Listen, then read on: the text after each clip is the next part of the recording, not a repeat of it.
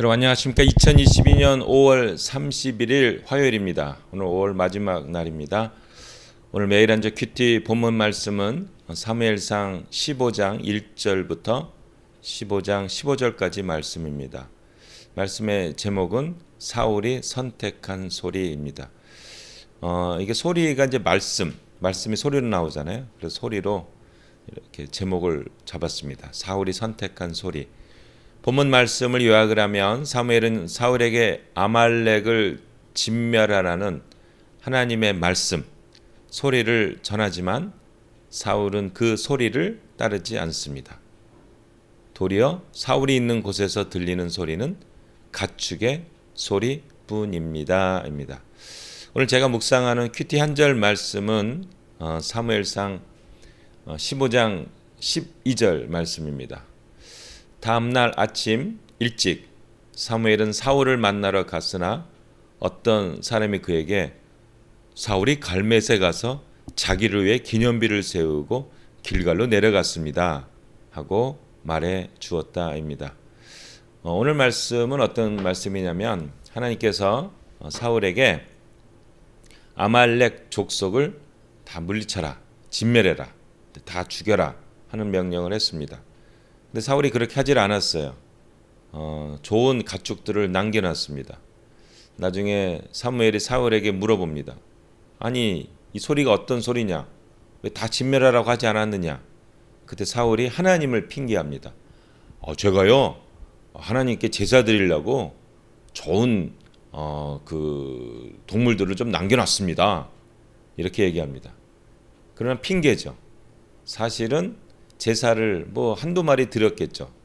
그렇지만 좋은 그 가축들이 있으니까 자기가 가져가려고 자기 욕심을 세우려고 남겨놓은 겁니다. 그럼 예를 들어서 한 100마리, 뭐 1000마리 남겼고 제사는 한 마리만 드리면 끝나는 거 아니에요. 근데 그걸 하나님을 핑계한 거죠. 하나님께서 사울을 왕으로 세웠음을 후회한다는 말씀이 오늘 말씀에 나오게 됩니다. 사무엘상 오늘 말씀 15장 12절 이게 결국은 모든 것을 이 한 말씀이 사울의 영적인 상태를 다 설명하고 있어요.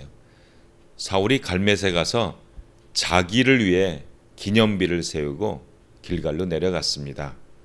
전쟁을 승리한 게 하나님의 은혜와 하나님의 도우심이라고 말로 입으로는 얘기를 했지만 결국은 자기를 위해 기념비를 세우는 완전히 자기 중심적인 사람이 되었음을 알 수가 있습니다. 아말렉은 역사상 잘 모른대요. 근데 성경에는 자주 나옵니다. 그 출애굽기 17장에 보면 그 뒤를 아말렉이 치거든요. 그래서 아말렉을 이제 하나님 나라의 원수를 이렇게 생각합니다. 결국은 다윗 때 한번 복종시키고 히스기야 왕 때 완전히 멸망됐고 잔재가 남았는데 에스더에 보면 그 하만 있죠. 그 사람이 이 아말렉 족속입니다. 결국은 그때 마지막 잔재들이 다 죽었죠. 하여튼 역사상에는 없어요. 지금 고고학자들도 잘 모릅니다. 성경에만 나오는 그 족속입니다. 언젠가 한번 나중에 성경은 맞습니다 하고 이제 이 아말렉 족속의 기록이 나오리라고 생각합니다. 제가 오늘 이 그림을 봤는데 이게 네 가지 밭 이제 비유 그림입니다. 길가밭, 돌밭, 가시밭길밭, 그다음에 좋은 땅 이제 이렇게 네 가지 밭이 있죠. 길가는 뭐 하나님 말씀을 다 듣질 않아요. 그러니까 이 사람들은 거의 이제 불신자, 완전 불신자죠. 여러분 그 불순종이라는 게 이 길가밭만 가진 사람이 불순종이 아니라 불순종이 나오는 게 뭐냐면 돌밭, 가시떨기밭입니다. 근데 여러분 한번 성경을 읽어보시면 이 본문들이 다 나오거든요. 이제 마가복음 4장에도 이제 이게 나옵니다. 근데 그 돌밭이나 가시떨기밭에 표현이 어떻게 되어 있냐면 처음에는 말씀을 기쁨으로 받되 말씀을 듣기는 하되 이렇게 나옵니다. 그러니까 이분들이 우리가 믿으면 구원받는다고 하잖아요. 그러니까 말씀을 듣고 예수님을 영접을 한 거예요. 하나님의 이제 이렇게 순종하는 삶을 살게 됐는데 무슨 걱정과 뭐 핍박과 환난과 재물의 뭐 유혹과 이런 것 때문에 처음에는 말씀을 받지만 결국은 포기하게 됩니다. 질문을 한번 드리면 길가밭보다 돌밭이나 가시떨기밭이 더 좋은 밭입니까? 성경에는 그렇지 않다라고 얘기합니다. 똑같이 취급해요.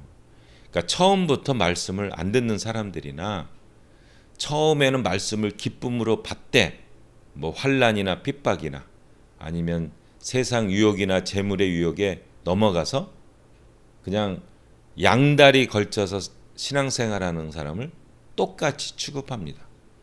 하나님께서 원하는 밭은 좋은 밭이에요. 좋은 밭은 말씀을 듣되 받되 받고 인내로 열매를 맺는 것이 바로 좋은 밭입니다. 사울이 바로 여기식으로 얘기하면은 뭐 가시떨기 밭 정도 되는 것 같아요.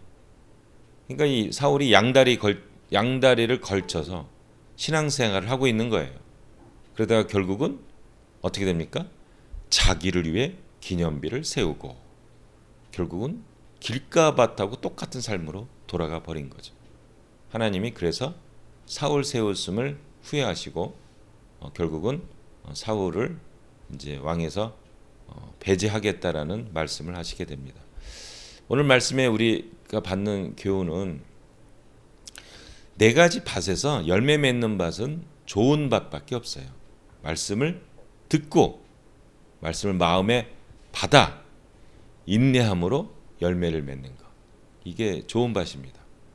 이게 순종하는 밭이에요.